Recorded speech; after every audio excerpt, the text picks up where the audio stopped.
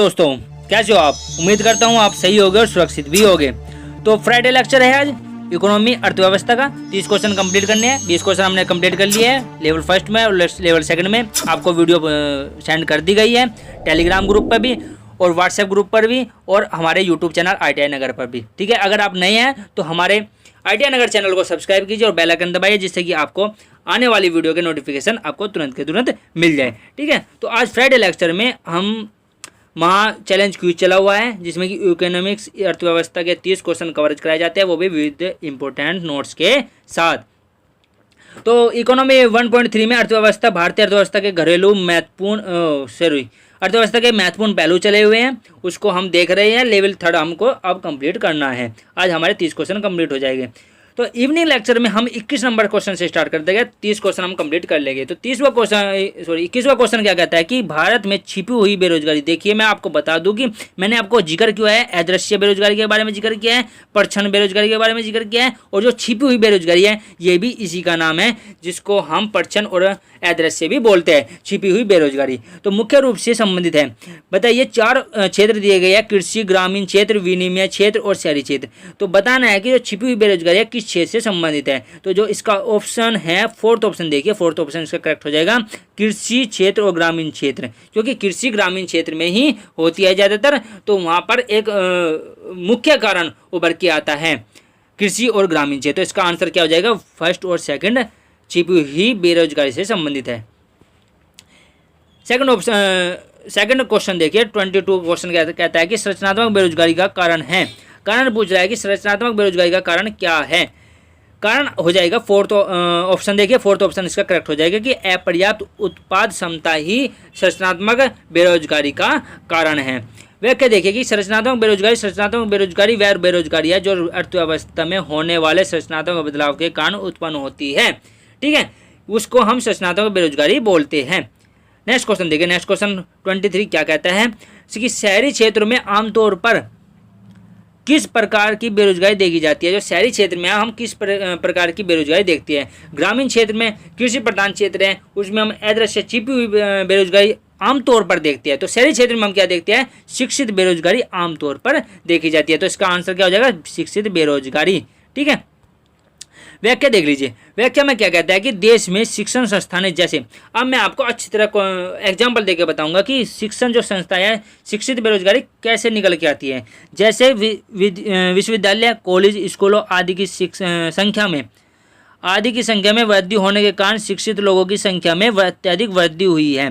ठीक है, इसके कारण जो शिक्षित लोग हैं उनमें वृद्धि तो हुई है, परंतु अपेक्षित कौशल का अभाव है। जो कि कौशल चाहिए प्राइवेट सेक्टर को, गवर्नमेंट सेक्टर को, जो कौशल बच्चे के अंदर चाहिए वो उनके पास नहीं है। तो भारत में शिक्षित प्रणाली रोजगार परक नहीं बल्कि उपाधि पर, डिग्री पर बेस है। मतलब कि बंदे डिग्री लेके रख लेते हैं, उनके पास कोई भी कौशल नहीं है, तो वो किस बेरोजगारी को प्रमोट करते हैं, वो आपकी शिक्षित बेरोजगारी को प्रमोट करते हैं। इसीलिए शिक्षित बेरोजगारी हमारे गवर्नमेंट के सामने बहुत ही एक कारण बन के, रीजन बन के सामने उभर रही है। इसलिए शिक्षित लोग कई व्यवसायों के लिए अनुपयुक्त होते हैं, इसलिए शिक्षित बेरोजगारी उभर रही है। ठीक है, इसका एक्सप्लेनेशन बहुत ही अच्छा हो गया। ठीक है, नेक्स्ट क्वेश्चन देखिए। नेक्स्ट क्वेश्चन क्या कहता है कि 24वां, परछन बेरोजगारी का अर्थ सामान्यतः है जहां, परछन मतलब कि छिपी हुई बेरोजगारी या अदृश्य बेरोजगारी का जो सामान्यतः अर्थ है जहां बड़ी संख्या में लोग बेरोजगार रहते हैं, नहीं, गलत हो जाएगा। वैकल्पिक रोजगार उपलब्ध नहीं है, गलत हो जाएगा। या फिर श्रमिक की सीमांत उत्पादकता शून्य है। जो श्रमिक की जो सीमांत उत्पादकता है, प्रोडक्शन है, वो बिल्कुल जीरो है, उसको हम परछन बेरोजगारी कहते हैं। मतलब कि श्रमिक लगा हुआ है लेकिन जो उसका प्रोडक्शन उसके तौर पर, उस व्यक्ति के अटेंडेंस के तौर पर निकलना चाहिए, वो उसका शून्य है बिल्कुल। ठीक है, तो इसलिए जो श्रम की सीमांत उत्पादकता वो शून्य है। इसका अर्थ सामान्यतः इसका अर्थ यही है। ठीक है, व्याख्या में देखिए। व्याख्या में कहता है कि स्थिति जहां लोग प्रत्यक्ष रूप से कार्य कर रहे हैं परंतु ये सब इनकी क्षमता से कम कार्य करते हैं, इस प्रकार की अल्प बेरोजगारी को छिपी हुई कहते हैं, क्योंकि यह उन लोगों की बेरोजगारी है जिन के पास कोई रोजगार नहीं है और बेकार बैठे हुए हैं, से अलग है खुली बेरोजगारी।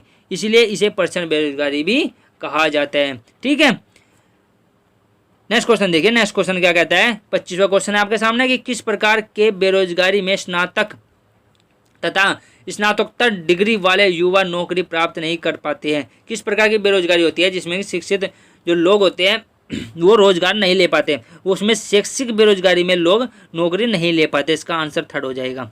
ठीक है, अब इसकी व्याख्या देखिए। शिक्षित बेरोजगारी भारत की आर्थिक समस्याओं की प्रमुख समस्या है।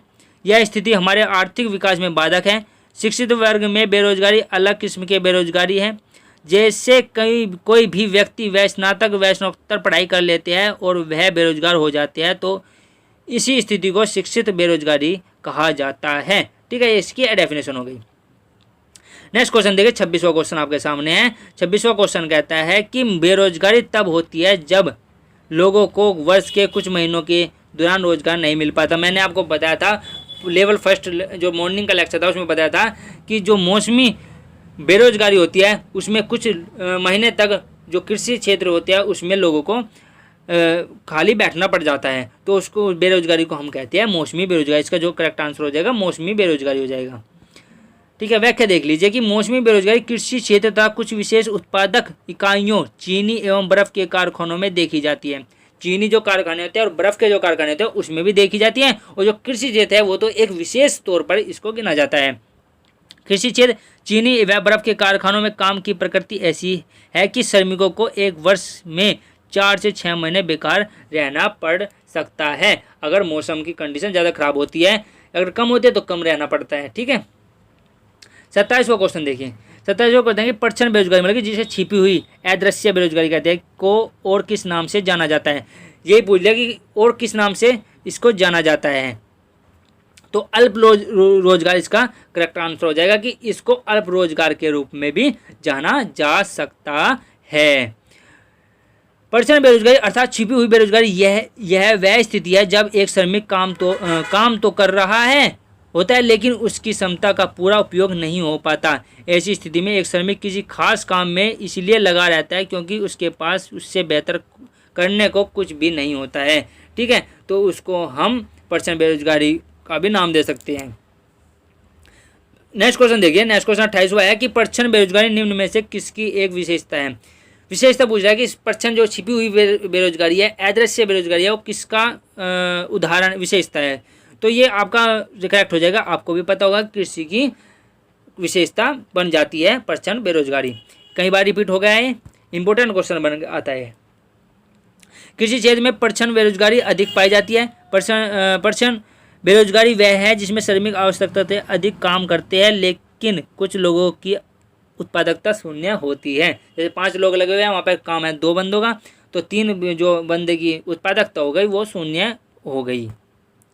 29वां क्वेश्चन देखिए। 29वां क्वेश्चन कहता है कि निम्नलिखित में से कौन भारत में गरीबी रेखा का निर्धारण करता है। गरीबी रेखा का जो निर्धारण है वो कौन करता है, कौन सा आयोग करता है। इसका करेक्ट आंसर हो जाएगा फोर्थ ऑप्शन नीति आयोग इसका करेक्ट आंसर हो जाएगा।